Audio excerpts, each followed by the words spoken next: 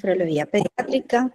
Hoy esta reunión estará a cargo del doctor Jerónimo Buritica, residente de segundo año, y el tema que el doctor escogió para tratar es nefritis lúpica. Recuerden que al finalizar la conferencia pueden hacer sus preguntas levantando la mano o también pueden hacerlas a través del chat y entre el doctor Jerónimo y yo intentaremos resolverlas. Adelante, Jerónimo, bienvenido. Muchísimas gracias, doctora. Bueno, para el día de hoy vamos a abordar entonces las claves para el abordaje inicial de la nefritis lúpica en pediatría.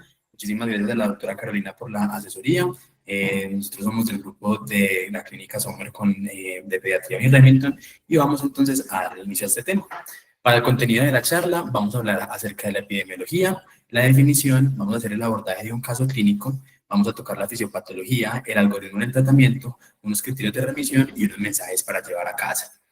Entonces, para hablar de la epidemiología, debemos de conocer que CADIGO en el 2024 nos dio esta guía de práctica clínica para el manejo de nefritis lúpica, en el que nos mencionaba que aproximadamente el 20% de los casos de lupus eritematoso sistémicos se diagnosticaban antes de los 18 años, y entre esos la frecuencia de afección renal puede ser entre el 32 y el 70% de los casos.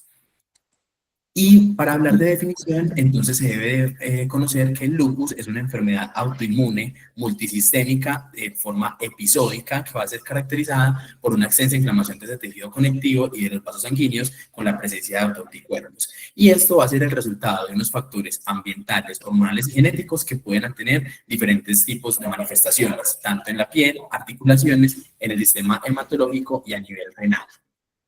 Vamos entonces a hablar primero del caso clínico que tuvimos en nuestra clínica. Es una paciente femenina de 13 años, quien en febrero del 2025 debutó a nivel renal con un síndrome nefrótico, con afección de la función renal, con hematuria e hipertensión, con consumo de complementos y con unos sanos positivos. Esto llevó a que la paciente fuera tomada una biopsia renal en el que demostró que tenía una nefritis lúpica mixta, clase 4 y 5, y una glomerulonefritis rápidamente progresiva.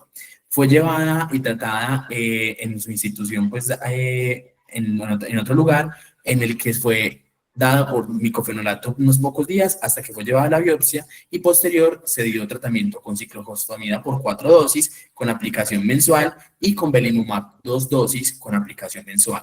Debo de dar pues, como características que esto fue tratado por reumatología de adultos y no pediátrica. Posterior, en la segunda aplicación de belimumab, que fue en mayo, la dosis no se completó porque presentó crisis epilépticas generalizadas durante su aplicación asociada a un síndrome de encefalopatía posterior reversible, con una elevación de azoados, unos signos de sobrecarga y unos trastornos hidroelectrolíticos. Fue llevada a terapia lenta continua con hemodiálisis y fue llevada a diálisis peritoneal también, en donde tuvo una infección del catéter y fue remitida a la institución para una valoración por reumatología pediátrica y por el grupo de nefrología pediátrica. 2 días después del ingreso, la paciente presenta una sobrecarga hídrica, fue llevada a terapia de ultrafiltración y se sospechó que tuviera un compromiso de lupus en sistema nervioso central versus una encefalopatía posterior reversible, por lo cual requirió un pulso de metilprednisolona. Para hablar entonces de la nefropatía lúpica, debemos de conocer entonces que ese es el resultado de una infiltración tisular de esas células inflamatorias que lo que llevan es que haya un aumento de citocinas, ocasionando una producción de autoanticuerpos en los pacientes, en los que los complejos inmunes van a ingresar a través de unos receptores al glomérulo, generando un infiltrado inflamatorio, una atracción leucocitaria, un aumento en la expresión de citocinas, una activación endotelial y una proliferación a nivel extracapilar y una inflamación periglomerular y esclerosis. Pero entonces, para hablar de la fisiopatología, me basé pues como en esos 2 artículos y en esta gráfica para hacerlo más práctico, y cuando hablamos de la fisiopatología la voy a como a dar por segmentos. Y es que debemos de conocer que tenemos unos factores genéticos y cromosómicos y unos factores medioambientales, que lo que van a llevar es que haya una desregulación de ese sistema inmune y una pérdida de la tolerancia inmune. Esa pérdida de la tolerancia inmune ocasiona entonces que tengamos un aumento en la señalización a nivel de los Toll-like receptor tipo 7 y tipo 9. Esto lleva a que las células presentadoras de antígeno, como las células dendríticas, empiecen a generar mayor señalización de factores, del factor de la proliferación, perdón, de células T y los factores de activación celular. Esto hace que haya un aumento a nivel de los CD20 y a nivel de la proliferación de las células B, vamos a tener un activador de factor de tipo B que lleva a que tengamos unas células plasmáticas. Todo esto me va a conducir a que tengamos una producción de autoanticuerpos patogénicos y también una producción de citocinas inflamatorias a nivel de las células T. Esto lleva entonces a que tengamos esa producción de anticuerpos y esa producción de citocinas inflamatorias, empezamos a tener entonces un daño a nivel del glomérulo, una inflamación intersticial, un daño tubular endotelial y podocitario. Todo eso hace que tengamos un aumento a través de la vía clásica y una vía alterna del consumo del complemento y de la producción de depósitos de complejos inmunes. Esa producción de depósitos de complejos inmunes, entonces lo que me va a llevar es que tengamos un acúmulo en esa parte del glomérulo, que tengamos una activación y un daño endotelial y una fibrosis intersticial y una atrofia tubular, y que si permanece en el tiempo va a progresar a un daño a nivel de la unidad renal, llevando a enfermedades renales crónicas o avanzando a nivel terminal. Esta segunda gráfica me parece muy explicativa también porque entonces tenemos un montón de factores circulantes y de complejos autoinmunes que lo que van a generar es que tengamos esa proliferación a nivel del glomérulo, generando diferentes tipos de cambios histocelulares, como son hipercelularidades mesangiales, acúmulos endocapilares y hipercelularidad epitelial, que a nivel, pues, si esto progresa en el tiempo, va a tener mayor pérdida a nivel renal y mayor pérdida de la función del riñón. Entonces, para clasificar, la International Society of Nephrology y la Renal Pathology Society nos hablan que debemos de clasificarlos en 6 diferentes clases, según esos hallazgos histopatológicos que vamos a obtener en la biopsia de los pacientes, teniendo entonces la clase 1 como la nefritis lúpica mesangial mínima, una enfermedad en la que los depósitos inmunes están a nivel del mesagio y la proliferación mesangial es muy poca para tener una evidencia clínica.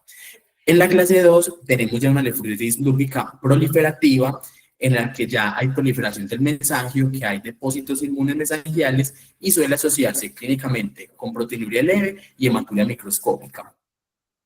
En la clase 3 tenemos una nefritis lúpica focal que afecta menos del 50% de los glomérulos, en el que ya hay lesiones proliferativas, pueden haber lesiones endocapilares, pero también extracapilares, y necrosis y esclerosis. Y puede haber proteinuria, hematuria y ocasionalmente puede presentarse el paciente con síndrome nefrótico o insuficiencia renal. Esos pacientes que se presentan con esta clase puede ser de muy mal pronóstico porque tiene una evolución a enfermedad renal crónica en un 20%. Y la clase 4, que es la nefritis lúpica difusa, involucra ya a más del 50% de los glomérulos y se puede clasificar en segmentaria y en global según cómo las lesiones estén afectando los glomérulos. Es la forma más grave y más frecuente y es asociada a proteinuria significativa, a hematuria, a insuficiencia renal y la diferencia entre ser segmentaria y global va a tener una relevancia pronóstica debido a que la global va a tener mayor riesgo de progresión de enfermedad renal terminal. La clase 5, que es la nefritis lúpica membranosa, va a ser caracterizada ya por unos depósitos subepiteliales, va a tener un engrosamiento difuso en esa membrana basal glomerular y puede coexistir con otros tipos de clases como clase 3 o clase 4, como la paciente que presentamos en el caso clínico, y esto hace que habla pues de la modificación en el tratamiento, como lo vamos a ver más adelante.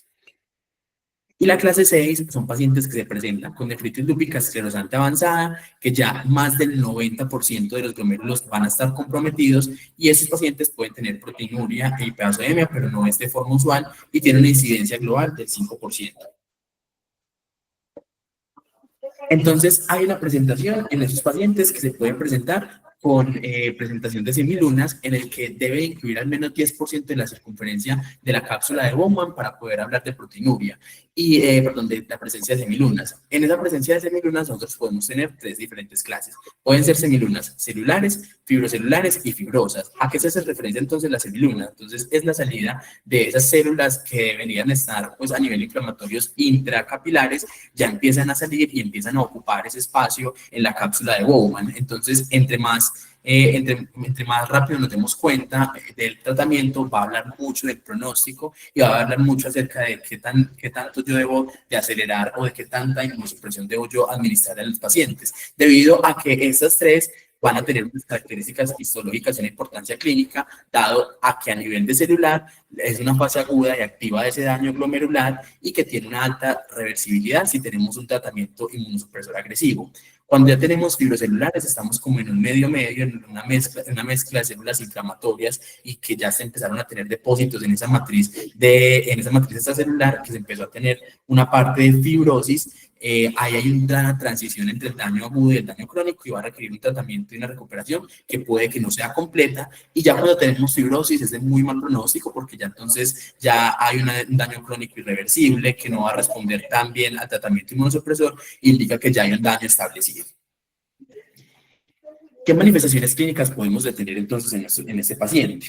Y entonces la presentación más frecuente puede ser la proteinuria, que pueden estar en rango nefrótico o subnefrótico y suele estar en la mayoría de los casos de los pacientes. Y en la mayoría van entonces a presentarse porque van a tener edema facial y periférico. Y el síndrome nefrótico, en el que se caracteriza por edema, hiperluminemia y proteinuria masiva, puede ser la forma del debut hasta en un 60 a un 68% de los casos. Pueden presentarse también con hematuria microscópica y cilindros hemáticos y pueden generar también algunos pacientes con hipertensión arterial, casi el 50% de los pacientes, sobre todo asociado a las formas proliferativas, es decir, las clase 3 y las clase 4, o con deterioro de la función renal. También pueden presentarse con síndrome nefrítico y síndrome nefrótico.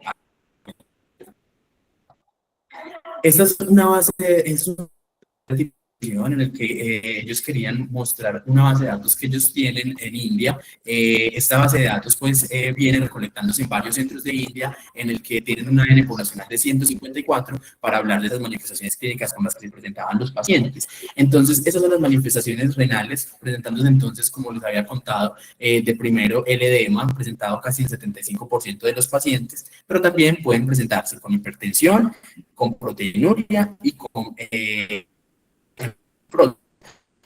de todas esas manifestaciones de lo que ya habíamos hablado previamente.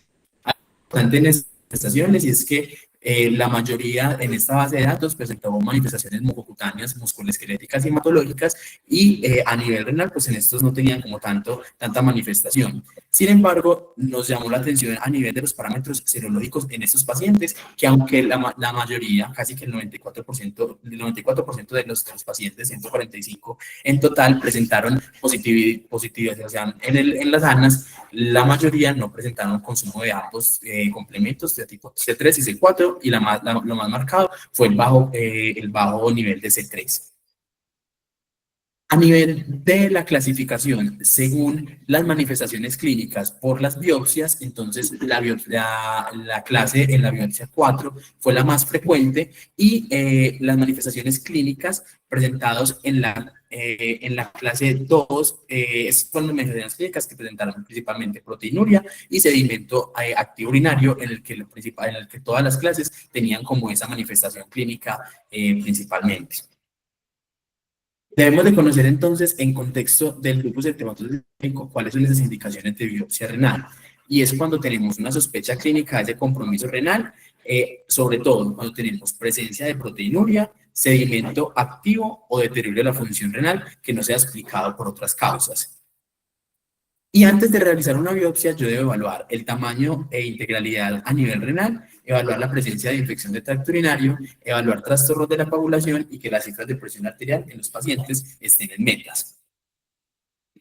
¿Cuándo repetir la biopsia? Entonces, debemos de pensar cuando tengamos una persistencia o una exacerbación de la proteinuria después de 6 meses de tratamiento, cuando tengamos elevación de la creatinina durante el tratamiento y cuando tengamos la presencia de sedimento urinario activo en un paciente con condición proliferativa, que eso nos habla entonces de un viraje probable que el paciente haya cambiado de clase o que no se haya hecho una clasificación adecuada. Y en los grado 3 o grado 4, que tenga un sedimento urinario activo, es probablemente una exacerbación renal y no es necesaria una nueva biopsia porque ya habíamos hablado que estos tipos de clases pueden generar ese tipo de manifestaciones clínicas. Hicimos este algoritmo en el abordaje diagnóstico que nos pareció pues como importante para entenderlo y para poder hacerlo como paso a paso y más fácil, y es lo primero, identificar el lupus y las manifestaciones clínicas. Entonces debemos de conocer que tenemos esos criterios EULAR del lupus sistémico, en el cual los criterios de clasificación, todos los pacientes deben de tener ANAS positivos, 1 en 80 mayor o igual, y ese es el criterio de entrada. Para yo decir que tiene las manifestaciones clínicas, debe tener más de 10 puntos para poder ser clasificado como LES en la siguiente tabla. Y los pacientes no deben de contar con una causa más probable y solo se tiene en cuenta el criterio más alto en una de las categorías. Y la clasificación requiere al menos de un dominio clínico. Entonces tenemos unas manifestaciones constitucionales como la fiebre, las manifestaciones cutáneas como la alopecia, las úlceras orales, el lupus cutáneo subagudo discoide, el lupus cutáneo agudo, unas manifestaciones articulares como la presencia de sinovitis, dolor en al menos dos articulaciones, las manifestaciones neuropsiquiátricas que debemos de recordar que no deben ser explicadas por otra causa, como el delirio, la psicosis y las crisis epilépticas, la serositis como el derrame pleural pericárdico, la pericarditis aguda, las manifestaciones hematológicas como la leucopenia, la trombocitopenia y la hemólisis autoinmune, las manifestaciones renales como la proteinuria mayor a 0.5 gramos en 24 horas y ya tener pues la biopsia, anticuerpos antifosfolípidos como las anticardiolipinas, los anti-beta-2-GP1, las inmunoglobulinas G mayor a 40 o el anticoagulante lúpico, el consumo del complemento, los anticuerpos altamente específicos. Entonces con eso hacemos un puntaje y es muy importante entonces para poder clasificar esa parte inicial. En el segundo punto, vamos a hablar entonces de esas generalidades en el abordaje renal. Si quisimos hacer como este checklist para siempre recordarlo cuando tenemos esos pacientes con lupus. El primero, entonces, conocer esas indicaciones de biopsia renal, como ya se las habíamos mencionado previamente. Conocer entonces cómo está a nivel de proteínas, de creatinina sérica, cómo están los niveles de asobado y el peso diario nos va a dar información muy valiosa. Conocer cuál es ese peso seco y cuál es ese peso al cual yo debería de volver a llegar. La evaluación de la vacunación, porque son pacientes que van a ser sometidos a altas dosis de esteroides y a inmunosupresión, y excluir otras causas de daño renal. Entonces, mirar si tenemos lesiones renales agudas que no estén asociadas a otras causas, como infecciones, fármacos, deshidratación, consumo de alimentos y demás. El manejo de la hipertensión en estos pacientes, cuando están cursando con una lesión renal aguda, se deberían evitar los IECAS y los ARA2, pero ya posterior, cuando ya no tengan lesión renal aguda y tengamos bien esa parte renal, recordar que es el tratamiento y el pilar diagnóstico de la hipertensión y evaluar el riesgo de trombosis en estos pacientes. Como tercer paso, debemos de conocer el tratamiento dirigido cuando tenemos un lupus eritematoso sistémico como una nefritis lúpica. Quisimos traer las nuevas dosis de esteroides en pulsos para el tratamiento debido a que han cambiado y a que ahora el tratamiento ha ido yendo a la disminución en unas dosis debido a esos efectos adversos que pueden tener los pacientes pediátricos, y esta es la parte pues inicial de pediatría que muchas veces toca darlo. Entonces pues por eso quisimos traer las dosis exactas. Ahora se recomienda en los pacientes menores de 45 kilos utilizar dosis de 250 miligramos día por 3 días, y en los mayores de 45 kilos utilizar dosis de 500 miligramos día por 3 días. Y en el tratamiento dirigido, entonces, la EULAR nos habla de esos tratamientos según la clase del paciente, de la clase de nefritis lúpica que tenga el paciente.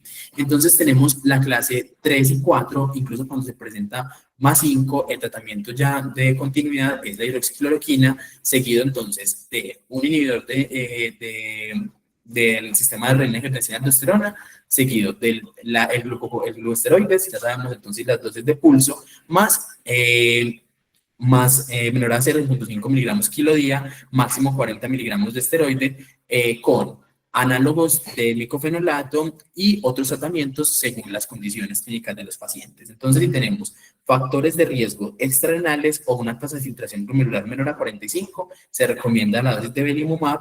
Si no tenemos factores de riesgo presentes, y también pues según la preferencia de los pacientes se puede dar calcineurina o belimumab. Y si tenemos factores de riesgo como proteinuria o una tasa de filtración mayor a 45, o una presión arterial menor de 165-105, se podría dar inhibidor de la calcineurina. Realmente en la guía pues no nos dicen como cuál inhibidor de la calcineurina, se podría dar cualquiera.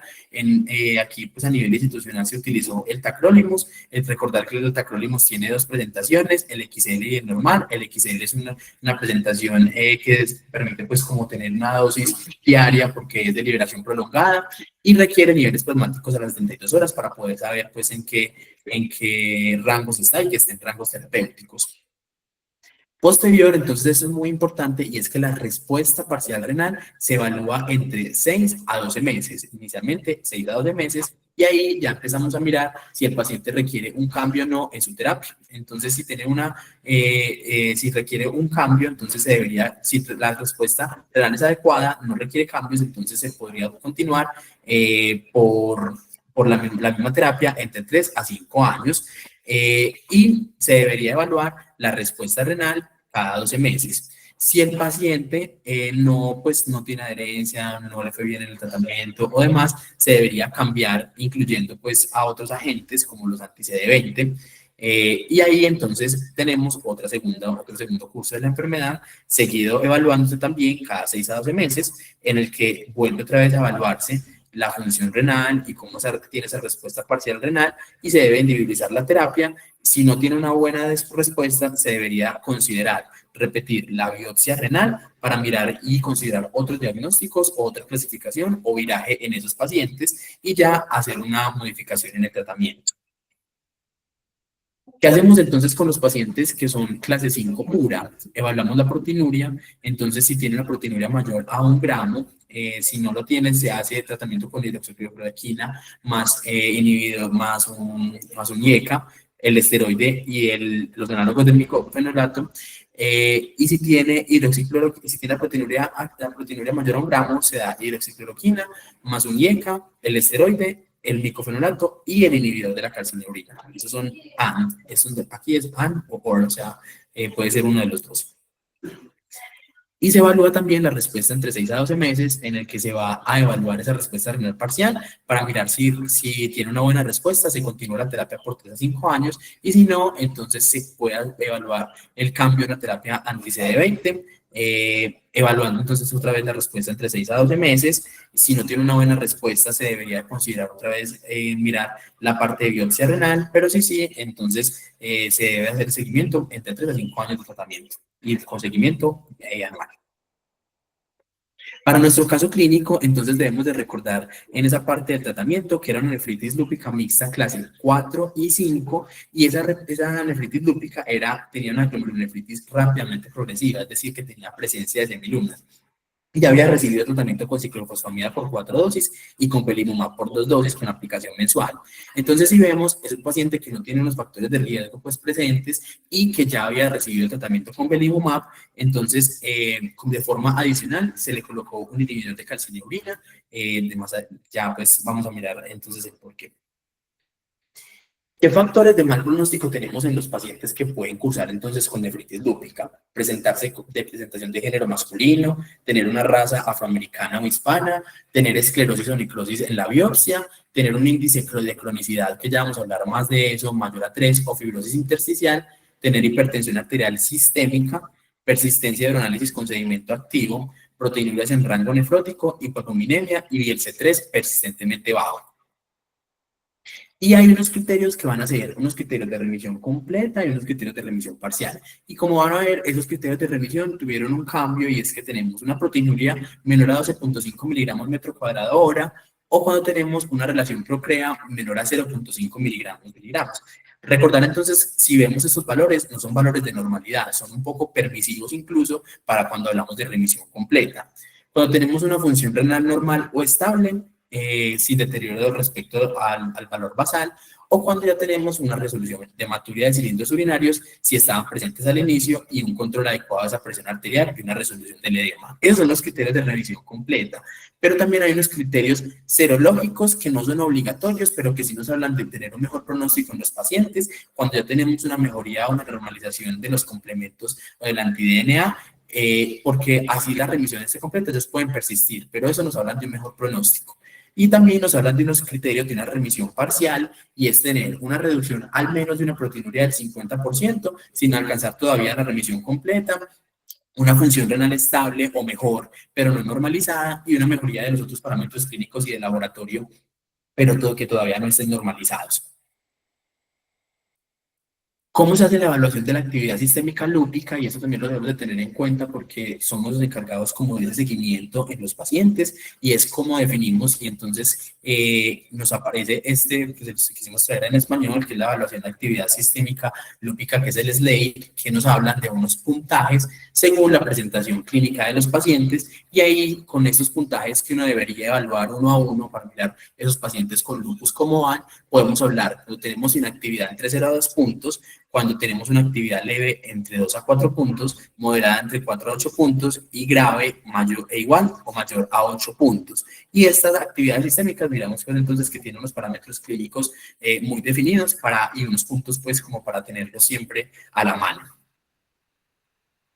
Como conclusiones, entonces, debemos de conocer que la identificación de la afección renal en el lupus en pediatría es fundamental, tanto su clasificación, su compromiso de la función renal y su estrategia para el pronóstico y para decisiones terapéuticas. Y el uso de los esteroides de impulso sigue siendo un pilar en el tratamiento, en esa identificación de la nefritis lúpica activa, especialmente en esos casos proliferativos, pero entonces ya sabemos que tenemos unos nuevas dosis como un poco para reducir esos efectos adversos.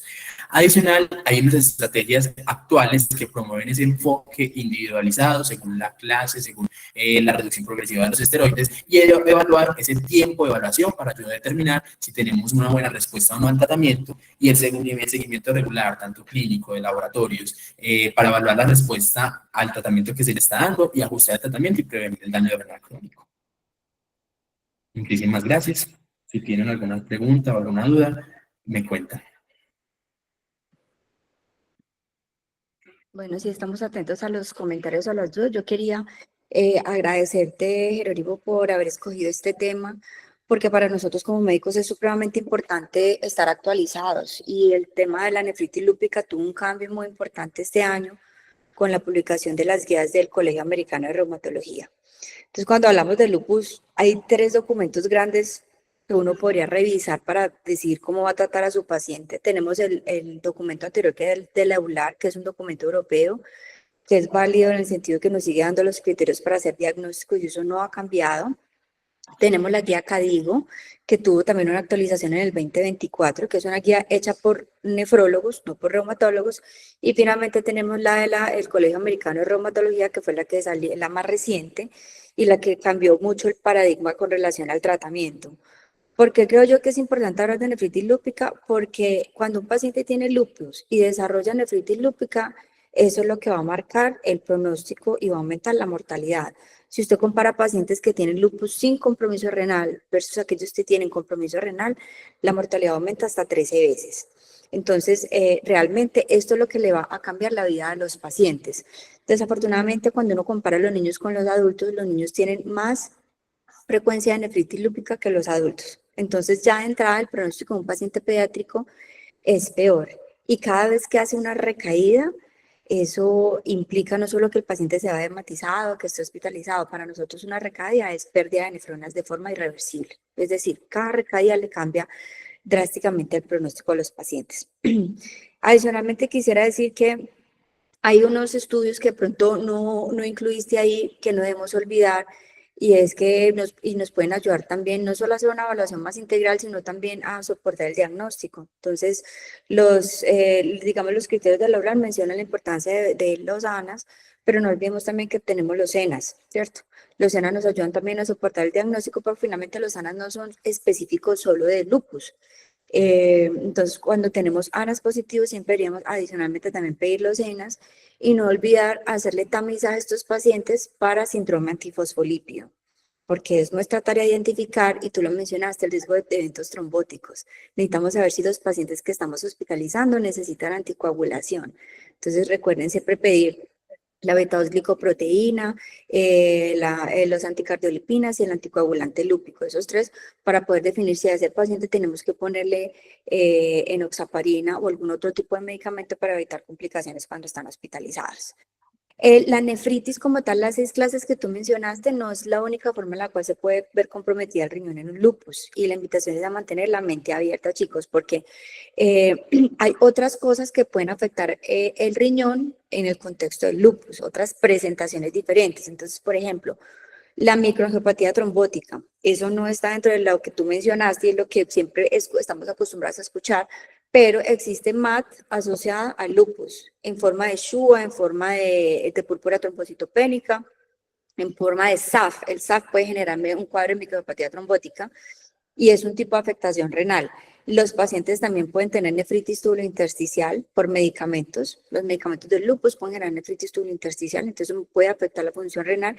Y otra clase que estamos viendo con más frecuencia es la positopatía lúpica. Pues son pacientes que hacen síndrome nefrótico, les hacemos biopsia y no encontramos, solamente encontramos depósitos inmunes que le harían para hacer una clasificación, una clase 1, que no nos explican el síndrome nefrótico. Entonces, son otros tipos de manifestaciones renales que pueden presentarse en el lupus y tenemos que tener la mente siempre abierta. Incluso la necrosis tubular aguda por deshidratación, eso también puede generar compromiso renal. En cuanto al tratamiento, mucho ha cambiado. El mensaje grande y la idea no es que obviamente no nos vamos a aprender todos esos algoritmos, pero cosas grandes. A la gente le empezó a preocupar mucho que se estaban utilizando dosis altas de esteroides y los efectos. Entonces, plantean unos nuevos protocolos que tienen ya no terapia dual, porque antes eran esteroides y un medicamento que puede hacer micofenidato y ciclofosfamida, sino terapia triple. Eso puede ser un poquito paradójico, porque uno piensa, están preocupados por la inmunosupresión, pero realmente lo que buscan es agregar un tercer inmunosupresor para poder desde entrada empezar a utilizar dosis más bajas de esteroides. Y tenemos que estar familiarizados con esos medicamentos nuevos. Entonces ya la ciclofosfamida o el micofenolato deben estar siempre acompañados de un tercer medicamento, que puede ser un inhibidor de la calcineurina o un inmunológico como el belimumab. Los inhibidores de la calcineurina, realmente lo que se está utilizando en el mundo es la voclosporina y ya está aprobada por FDA en adultos. Ya hay estudios corriendo acá en Colombia para población pediátrica con voclosporina, así que muy probablemente es el medicamento que se va a utilizar. Mientras llega ese medicamento, utilizaremos tacro o ciclofosfamida, o ciclosporina, que es lo que tenemos presente. Pues lo que tenemos disponible. Y el tiempo de tratamiento también cambió. Antes hablamos de 2 años, ya están hablando de mínimo 3 años. Entonces, la idea es ser más agresivos, realmente menos esteroides, pero más agresivos y más tiempo de tratamiento, tratando de mejorar el pronóstico, porque en el mundo el pronóstico no es muy bueno. Los pacientes siguen llegando a diálisis y se siguen muriendo. Entonces, a raíz de eso se generaron estas nuevas guías para tratar de mejorar el pronóstico de los pacientes. Y paciencia con la respuesta. No vamos a hacer una biopsia antes de 6 meses. O sea, es decir, hay que darle tiempo al paciente de que resuelva su síndrome nefrótico, de que negatice proteinuria, incluso con valores un poquito más permisibles, no buscando los valores normales. Entonces, para nosotros era muy importante que ustedes, digamos, conocieran estos aspectos importantes y grandes que cambiaron con respecto al lupus. Vamos a empezar a ser un poquito más agresivos, a ser más estrictos con las biopsias, a utilizar un tercer medicamento, pero vamos a utilizar menores dosis de esteroides desde la entrada, porque eso es lo que se está asociando a las infecciones. Y eso está cambiando mucho el pronóstico de los pacientes. Los pacientes no se están infectando tanto por las dosis de micofenolato, sino por el uso a dosis muy altas de esteroides, y la idea es cambiarles ese pronóstico. Bueno, chicos, ¿algún comentario o alguna pregunta para Jerónimo o para mí? ¿Alguna duda? La idea es que esto pueda ser un poquito más participativo. Puede ser por el chat, si no quieren hablar. ¿O algún comentario para Jerónimo?